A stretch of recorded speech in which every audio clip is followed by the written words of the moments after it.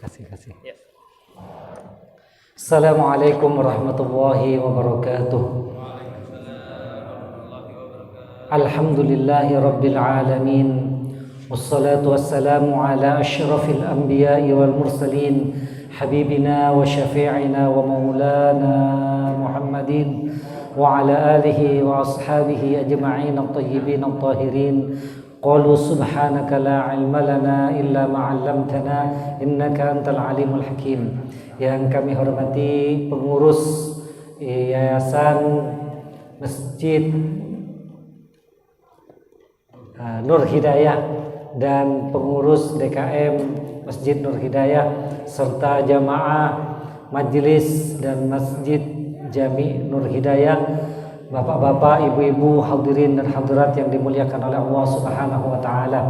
Pertama, kita bersyukur kepada Allah di malam hari ini kita bisa memulai dan insya Allah akan mengkaji kitab Muraqiyal Ubudiyah. Ya, insya Allah ini kita akan banyak berbicara tentang ilmu fikih, tentang fikih yang berkenaan dengan amaliyah ibadah kita sehari-hari, terutama seperti yang kita sepakati menitik beratkan kepada bagaimana cara wudhu yang sempurna, gitu ya. Cara wudhu yang sempurna.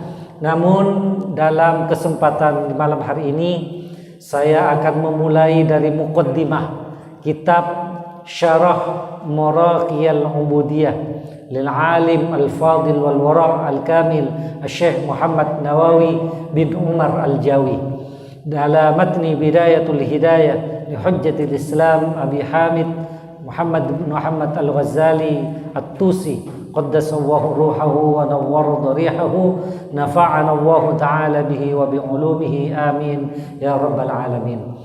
Jemaah sekalian, kitab kita yang menjadi pegangan kita, yang menjadi rujukan kita adalah Muraqiyal Ubudiyah. Muraqiyal Ubudiyah. Biar tahu dulu kitabnya.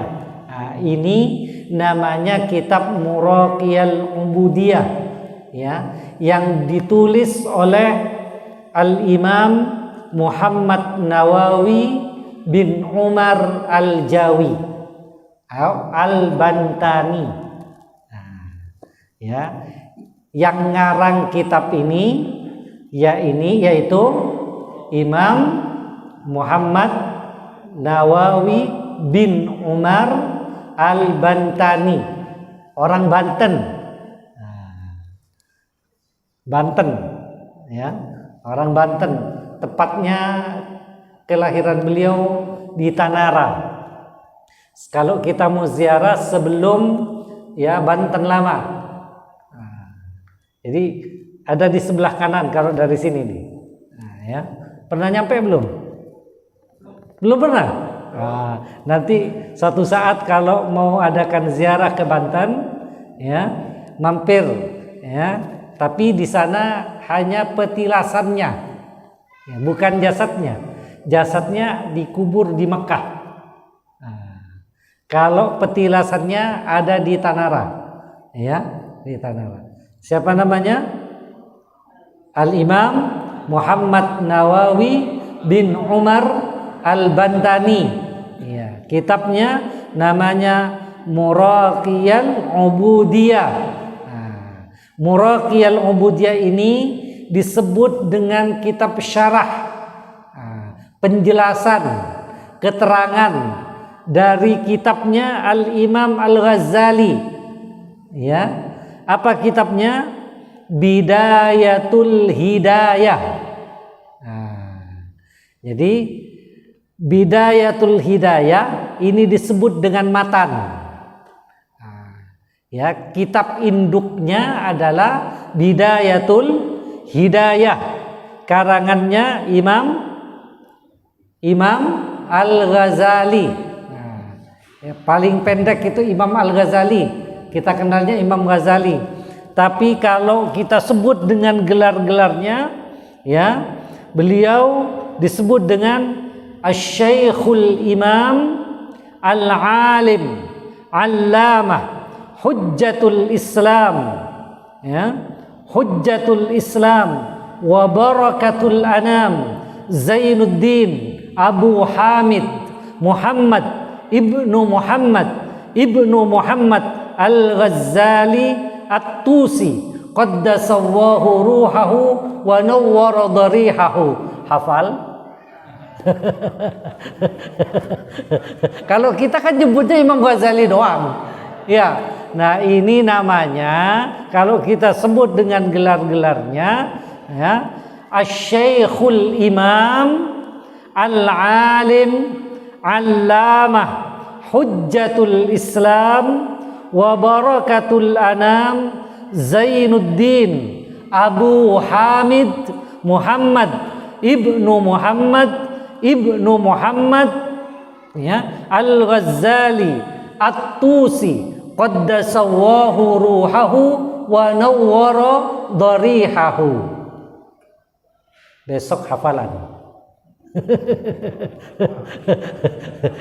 Yang hafal dapat hadiah. Nah, ini dari DKM loh hadiahnya. Dari DKM hadiahnya. Yang hafal ngacung tangan. Jadi kitab induknya namanya Bidayatul Hidayah. Sama nggak dengan masjid kita ya? Sama. Kalau di sini namanya Nur Hidayah, kalau kitab kita Bidayatul Hidayah. Mudah-mudahan orang yang duduk di sini semua mendapatkan hidayah dari Allah. Amin ya rabbal alamin. Baik, saya akan baca ya. Bismillahirrahmanirrahim. Kan ini kitabnya Muraqiyah Ubudiyah. Maka yang saya baca syarahnya yang di dalam, bukan yang di luar. Kalau yang di luar garis itu namanya matan. Nah, kitab induknya ini yang di dalam, yang di kotak. Bismillahirrahmanirrahim. Alhamdulillah jalla wa ala. Kalau mau kasih harokat boleh. Nah, yang masih awas, kalau nggak awas dengerin aja lah. Ya. Alhamdulillah jalla wa ala.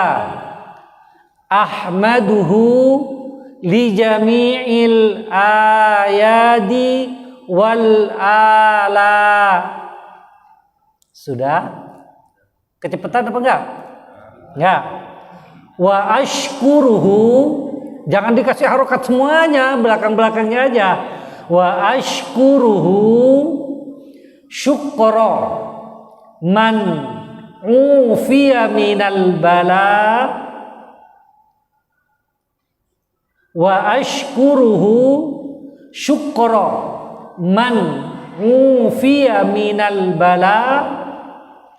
Wa astaghfiruhu li wali walidayya. Udah? Wa astaghfiruhu li wali walidayya waliman lahu haqqun alayya. Itu alayya bukan ala. Waliman lahu haqqun alayya walil muslimina min kulli dhanbin qawlan wa fi'lan wa atubu ilaihi min kulli ma'siyatin.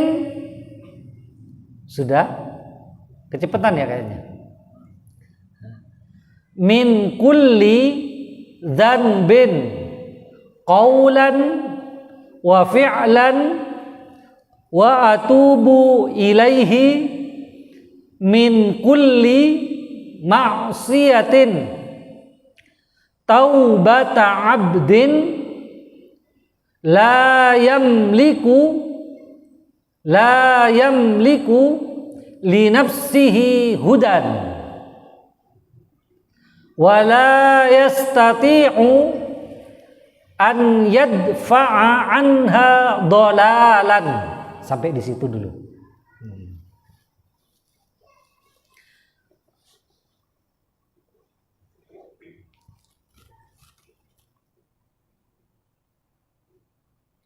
Alhamdu, segala puji, lillah, bagi Allah, jalla, yang maha agung, wa ala, dan yang maha tinggi. Ahmaduhu, aku memujinya. Hu itu kembali kepada Allah. Ahmaduhu, aku memuji Allah. Hu li jami'i, teruntuk seluruh al-ayadi, pemberian, wal ala, dan nikmat. Ala di situ nikmat. Wa ashkuruhu, dan aku bersyukur kepadanya Allah. Syukra, dengan ucapan terima kasih. Man ufiya, terhadap orang-orang yang ufiya, telah menyelamatkan, yang telah menyelamatkan, minal bala, dari al-bala, penyakit.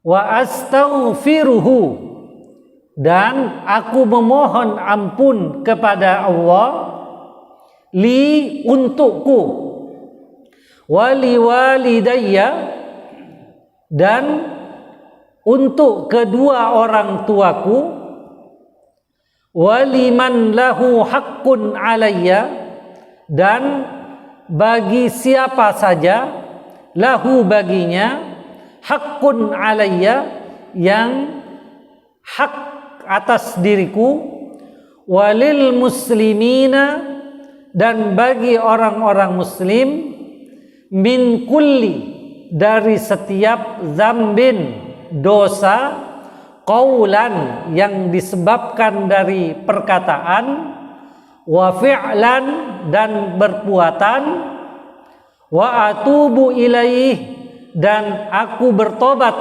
kepadanya, min kulli, dari setiap maksiatin, setiap maksiat, taubata abdin, sebagaimana taubatnya seorang hamba, la yamliku li nafsihi, la yamliku, yang tidak memiliki, li nafsihi, bagi dirinya, hudan, kekuatan, petunjuk, wala yastati'u, dan juga tidak bisa, ayyadfa'a anha, ya, ayyadfa'a itu menolak, anha, darinya, dolalan, yakni kesesatan. Ini yang ngomong siapa ya? Halo? Yang ngomong siapa tadi? Hah? Imam Nawawi. Nah, jadi Imam Nawawi itu memulai kitabnya dengan memuji Allah. Segala puji bagi Allah, segala puji milik Allah. Ya, Allah itu yang mana? Jalla wa ala, ya, yang maha agung dan yang maha tinggi. Ya, aku memuji, kata Imam Nawawi, aku memuji Allah atas semua pemberiannya dan segala nikmatnya. Ya. Pemberian itu disebut dengan ayad. Ya, ayadi. Ayadi itu apa? Pemberian yang tidak kita minta, tapi Allah beri. Nah, jadi pemberian yang tidak kita minta, tapi Allah beri, bahkan Allah penuhi. Nah, pemberian itu biasanya kita minta, sering kita minta atau tidak kita minta lalu diberi? Sering kita minta biasanya. Kalau dia memberi saya, biasanya dia memberi karena kita sering minta, ya. Kalau ini enggak diminta pun diberi. Nah, ya itu namanya ayadi. Wal ala dan nikmat. Dia tidak sebut nikmat karena ada nikmat yang Allah beri tanpa kita minta. Biasanya kalau kita minta nikmat apa tuh? Nikmat sehat gitu ya. Itu selalu kita minta nggak? Ya Allah anugerahkan kami nikmat sehat walafiat. Iya nggak? Kita minta nggak? Minta. Tapi ada nggak yang nikmat yang tidak kita minta tapi Allah beri? Banyak banget. Banyak banget. Nah, biasanya nikmat yang Allah beri tapi kita tidak minta. Coba apa contohnya? Makan. Wah, itu mah sering kita minta itu. Iya. Udara segar nih. Udara segar tuh pernah nggak kita minta kepada ya Allah anugerahkan kami nikmat udara yang segar? Pernah nggak minta? Kayaknya nggak pernah ya. Nggak pernah. Tapi diberi nggak oleh Allah? Diberi itu. Coba di dalam tubuh kita ini ada berapa lubang? Nih minimal ada kuping ya. Pernah nggak kalau kita tidur ditutup? Hidung kita misalnya kita mau tidur kita tutup dulu dah bentaran gitu supaya nggak masuk kecoa misalnya, nggak masuk semut gitu. Pernah nggak? Nggak pernah ya? Nggak pernah. Tapi dilindungi nggak oleh Allah? Dilindungi. Itu nikmat. Nah, ya itu ayat al-ala.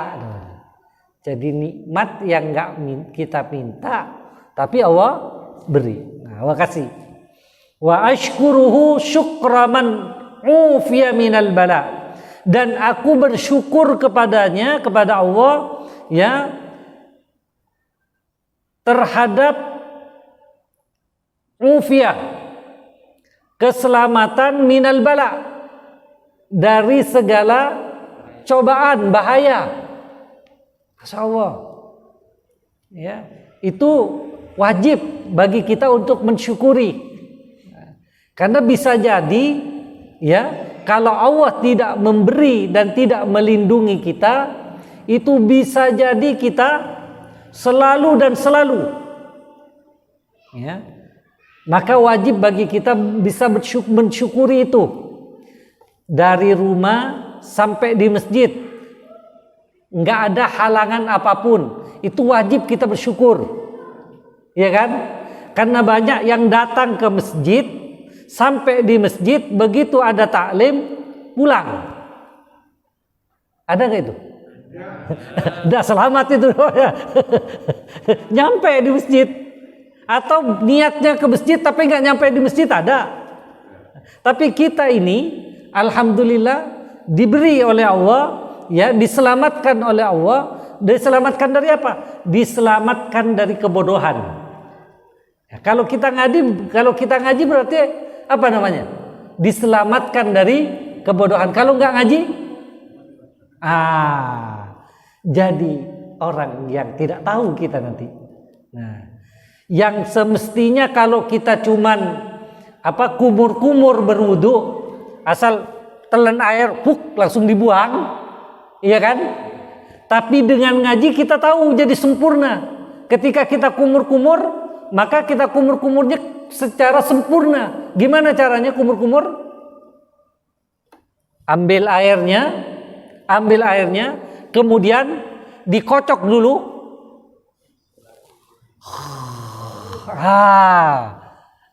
Itu sempurna tuh. Jadi kenapa? Enggak ketelan enggak. Dan kalaupun ketelan itu sunnah. Kalaupun ketelan itu sunnah. Makanya saya kasih tahu kemarin itu ya.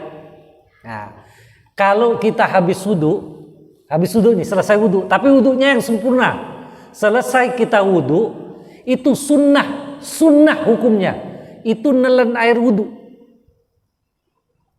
Dan itu obat. Itu jadi obat. Bapak-bapak, ibu-ibu, kalau ada anak-anak bandel, anak-anak yang nakal, susah diatur, wudhunya sempurna, itu bekas tetesan air wudhu tuh ditadangin, lalu campurkan ke air minumnya. Masya Allah, itu anak-anak jadi tidak nakal itu. Berubah itu. Itu Masya Allah itu. Coba deh, boleh. Apalagi wudhunya seorang ibu, seorang perempuan, mau ke anaknya, mau sama ke suaminya juga boleh. Tapi jangan bilang-bilang ya. Ya. Iya. Jadi tetesan air wudhu tuh. Tapi wudhunya yang sempurna. Tetesannya air wudhu. Ya kita kan wudhu selesai nih, wudhu. Jangan pakai anduk. Nah kan ada tetesannya tuh. Nah kalau ngalir ke sini kan suka ngalir tuh.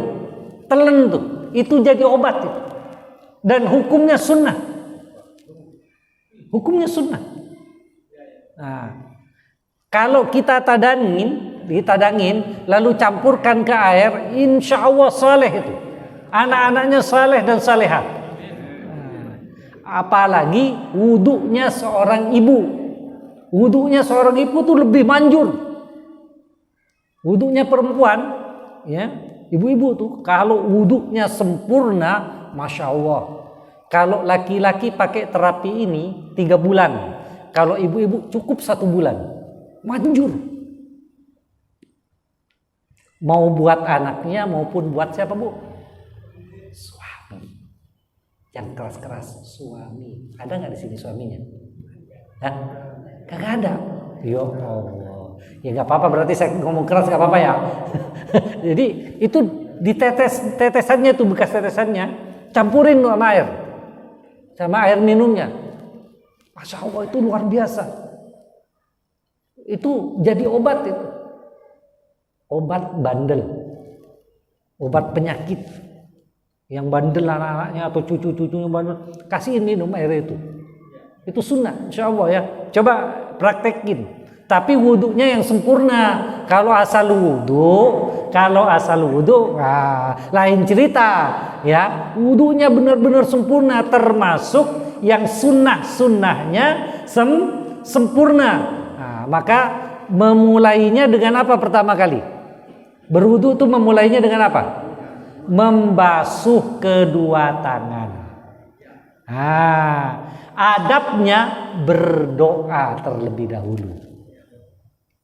Jadi ya, sunnahnya pertama itu membasuh kedua tangan, adabnya berdoa terlebih dahulu. Tahu nggak doanya? Tahu doanya? Sebelum wudhu? Belum?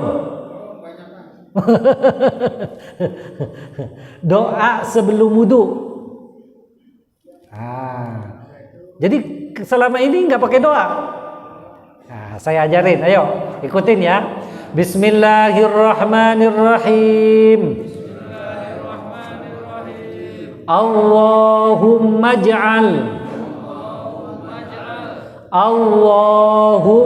ja'al hadzal ma'a tahuran birahmatika ya arhamar rahimin. Hafal? Belum? Sekali lagi. Allahumma ja'al hadzal ma'a tahuran. Dah sampai di situ aja. Yang penting hafal. Allahumma ja'al hadzal ma'a tahuran. Allahumma ja'al hadzal ma'a tahuran. Bi rahmatika ya arhamar rahimin. Nah, kalau ya birahmatika ya arhamar rahimin hafal semua ya. Allahumma ij'al hadzal ma'a tahuron. Ngacung tangan yang belum hafal. Wah, jujur, bagus. Yang lain berarti hafal. Boleh dites? Ya. Tadi nggak ada yang ngacung. Ya, sekali lagi. Bismillahirrahmanirrahim. Allahumma ij'al hadzal ma'a tahuran. Allahumma ij'al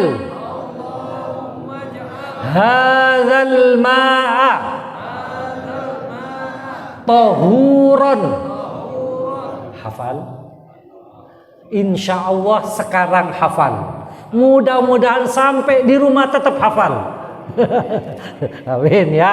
Nah, jadi sebelum cuci tangan sebelum mencuci tangan berdoa dulu. Pas ngadep ke air, ngadep ke keran, itu baca doa itu. Ya Allah, jadikan air ini sebagai penyuci. Allahumma ij'al hadzal ma'a tahuran. Ini harus hafal dulu nih. Ya. Birahmatika ya arhamar rahimin. Setelah doa itu baru kerannya dibuka. Kalau pakai keran. Nah, jadi kerannya dibuka lalu cuci tangannya. Dalam mencuci tangan juga ada doanya. Ya. Saat mencuci tangan ada doanya. Cuci tangan kanan ada doanya. Mencuci tangan kiri juga ada doanya. Enggak asal begini-begini doang. Enggak. Jadi saat mencuci di tangan, ya ini ada doanya.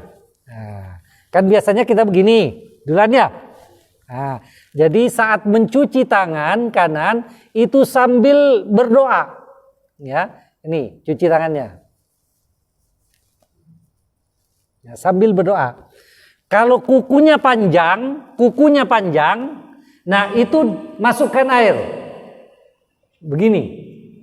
Nah, tapi kalau nyuci tangannya cuman begini doang, nah air tuh nggak masuk kalau ada kukunya, kehalang oleh kuku. Apalagi nanti pada saat ya masuk kepada rukunnya, nah, itu tidak sah wudhunya karena sebab terhalangnya air masuk ke dalam. Nah, jadi hati-hati nih. Jadi bukan karena doanya yang tidak diterima, tapi karena sebab wudhunya yang tidak sah. Karena sebab apa? Karena ada menghalangi air, yakni kuku panjang. Makanya kalau kuku ingin panjang hanya satu, Ibu, yang makruh hukumnya. Tuh. Kuku yang ingin panjang hanya satu yang makruh hukumnya, yakni kelingking tangan yang kiri. Nah, ya. Kelingking.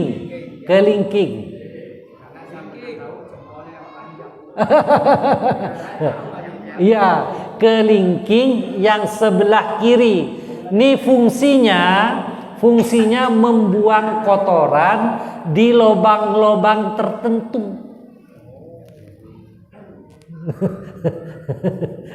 Jadi ini doang, ini yang makruh dipiara tuh. Yang dipanjangin yang makruh hukumnya.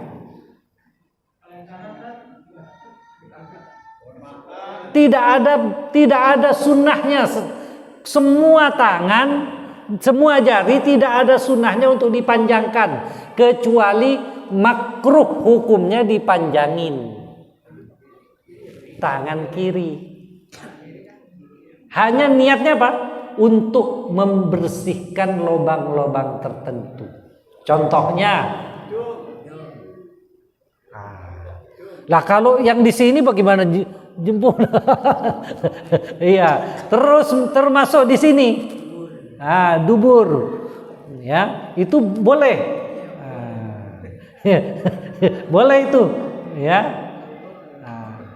Jadi seperti itu ya. Yang makruh hukum, bukan sunnah. Yang makruh hukumnya untuk dipiara adalah yang kiri. Tapi sunnah hukumnya dipotong. Bukan jarinya dipotong. Sunnah hukumnya kuku itu dipotong. Ya kapan? Di hari Jumat pagi atau di hari Kamisnya sore. Iya, seminggu sekali. Enggak ada sunnahnya setiap hari. Hari Kamis dan hari Jumat sunnah untuk dipotong. Kamis sore atau Jumat pagi itu sunnah hukumnya memotong kuku. Boleh. Hari lain boleh, tapi nggak ada pahalanya, nggak dapat sunnahnya. Sayang kan? Boleh, mau hari apa aja boleh, ya, mau jam berapa aja boleh, tapi tidak ada pahalanya. Sayang, Allah kasih kesempatan kita di hari Kamis sore dan Jumat pagi untuk potong kuku. Itu sunnah hukumnya. Memotong kuku itu sunnah hukumnya. Ya, memotong bulu kemaluan itu sunnah hukumnya. Jangan lebat. Ya, jangan lebat. Dipotong sunnah hukumnya. Itu mah terserah, yang penting jatuhnya di hari Kamis saja sama hari Jumat. Itu bapak-bapak yang tahu dah urusannya kayak gituan. Ya, itu sunnah tuh, ya. Yang sunnah yang dipotong pertama kuku, itu sunnah hukumnya dipotong. Yang kedua sunnah hukumnya dipotong bulu kemaluan. Mau laki-laki mau perempuan sunnah hukumnya dipotong. Ya. Yang panjang banyak penyakitnya. Iya. Jadi sunnah itu. Yang ketiga yang sunnah dipotong. Yang ketiga yang sunnah dipotong bulu ketiak, ketek. Ini sunnah hukumnya dipotong. Rambut bagi laki-laki sunnah dipendek, dipotong pendek, dan hanya didoakan sekali oleh Nabi. Tapi yang dibotak rambutnya didoakan 3 kali oleh Nabi. Maka orang tahallul itu rata-rata apa? Botak, karena doanya 3 kali dari Nabi. Bener. Kalau perempuan dipotong rambutnya lebih di atas pundaknya, dilaknat, dicabut rahmat dari rambutnya, dari kepalanya. Ingat, perempuan yang memotong rambutnya, dipendekkan rambutnya melebihi bahunya, pundaknya, maka perempuan itu termasuk orang yang dilaknat. Yang dilaknat maksudnya dicabut rahmatnya dari kepalanya. Jadi sunnahnya perempuan dipanjangin, sunnahnya laki-laki dipendekin. Kalau ada laki-laki melebihi dari pundaknya berarti dilaknat. Laki itu balik. Ya, siap. Panjang sunnah, tapi segenggam. Jadi ini segenggam. Nabi itu jenggotnya segenggam. Segenggam nih. Ini bagi jenggotnya walaupun panjang segini, tapi kelihatan ini. Jarang-jarang ini termasuk jenggot yang kalau berwudu wajib di sela-sela. Jadi air wudu wajib masuk sini. Masuk. Kecuali jenggotnya lebat yang tidak terlihat dagunya. Nah, itu cukup diusap. Janggutnya diusap. Dipegang janggutnya aja. Tidak usah di sela-sela. Ya, kalau jenggotnya walaupun tipis atau walaupun tidak panjang tapi lebat, itu cukup diusap, dipegang begini. Walaupun panjang jenggotnya sampai sini tapi terlihat ininya jarang, tipis-tipis, nah itu tetap di sela-sela. Dalam hal wudu tuh. Ya. Yang dipotong, jangan yang dipotong dulu. Doanya tadi ingat nggak sih?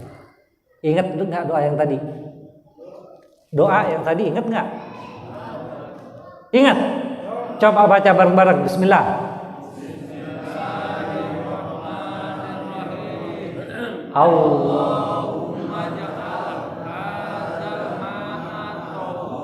Alhamdulillah. Mudah-mudahan semua hafal, ya. Amin. Ya. Allahumma ij'al hadzal ma'a tahuran bi rahmatika ya arhamar rahimin. Kemudian kerannya dibuka. Saat mencuci tangan yang sebelah kanan ada doanya. Mau sekarang apa minggu depan? Minggu depan aja. Bentar lagi ya. Kalau mau ditulis ada papannya ya. Enak kalau ada papannya nanti kita tulis. Ya. Jadi biar hafal dengan tulisannya. Ya, biar lihat ya. Kalau ini kan hafalan doang nih. Allahumma ij'al hadzal ma'a tahuran. Tulisannya gimana ya? Kadang-kadang kita nggak tahu. Kenapa? Allahumma ya Allah, ij'al, jadikanlah hadzal ma'a, air ini, tahuran, sebagai penyuci, pembersih. Tahuran yang suci, yang bersih, ya, zahirnya dan batinnya. Karena ketika kita berwudu, itu air wudu bukan hanya membersihkan zahir, tetapi juga membersihkan yang batin. Yang batin yang tidak terlihat oleh kita. Pernah mata kita melihat maksiat, dengan tetesan air mata air yang mengalir, itu mengalir juga dosa-dosa kita. Saat mungkin kita dulu masih pegang kendali, masih menjabat misalnya, tanda tangan kita dibutuhkan, ya, mungkin di sana saat kita tanda tangan ada dosa maksiat yang kita lakukan, nah di situ dilunturkan oleh Allah lewat air wudu. Insya Allah ya, alhamdulillah. Saya kira cukup. Kalau misal biasa dari kecil kan kita diajarin niatnya niat wudu saat membasuh wajah. Ya kita belajar kan dari sunnah-sunnahnya biar menjadi sempurna. Insya Allah walaupun dikit-dikit yang penting hafal. Ya, mudah-mudahan. Insya Allah masuk juga ke bab niat nanti. Ya, bab ke niat. Iya Pak Haji. Kalau doanya itu pakai bahasa Indonesia, bagaimana itu? Tidak apa-apa. Berdoa pakai ya Allah, jadikan air ini sebagai pensuci. Ya, enggak masalah. Tapi ada hal-hal tertentu yang enggak boleh dalam berdoa. Ya Allah, jadikan nanti sekalian ketika saya kasih doanya sekalian artinya. Nah, kalau ada nanti pengurusnya DKM, kalau ada papan misalnya, Hah? Oh gitu. Ya, nanti saya tulisin pengurus. Makanya kotaknya diisi. Kotak jadi isi, nanti biar pengurusnya yang fotokopi. Tapi saya akan berikan satu-satu, enggak semuanya. Kalau diberikan semuanya ntar dibaca duluan. Wah, ya. Jadi misalnya dua doa, 3 doa gitu ya. Insyaallah. Iya, insyaallah. Baik, Masya Allah. Kalau habis maghrib begini waktunya, sempit banget ya, insyaallah. Baik.